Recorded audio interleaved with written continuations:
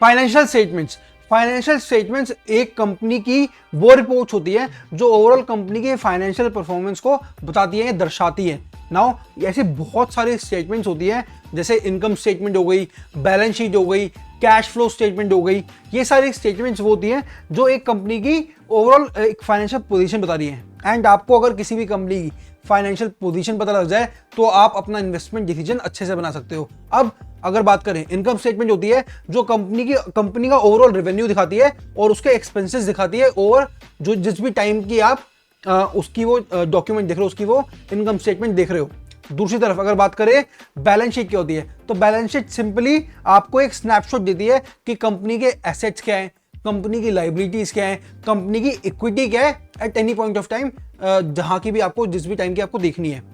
अगर बात करें कैश फ्लो स्टेटमेंट की, तो कैश फ्लो स्टेटमेंट होती है कि एक टाइम के दौरान, जिस भी टाइम के दौरान आप देख रहे हो कि कितना कैश कंपनी ने जनरेट करा और कितना कैश कंपनी ने यूज करा।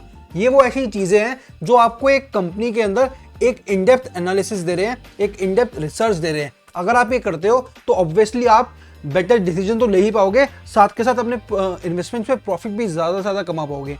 नाउ अगर आपने ओवरऑल जैसे बैलेंस शीट अगर देखी, आपने उसकी लाइबिलिटीज देखी कंपनी की, तो आपको ये भी पता लग सकता है कि कंपनी पे कितना डेट है, कंपनी कितनी प्रॉफिटेबल है और कंपनी का ओवरऑल कितना कैश है।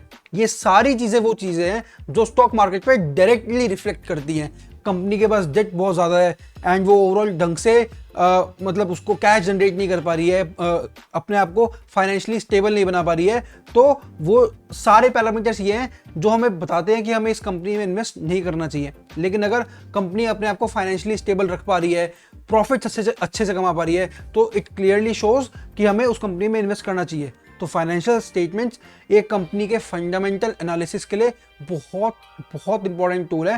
एंड अगर आप ये ढंग से कर लेते हो तो ओवरऑल जो हमारा गोल है कि हमारी इन्वेस्टमेंट पे प्रॉफिट ज़्यादा से ज़्यादा हो, लॉस कम से कम हो, वो आप अचीव कर पाओगे।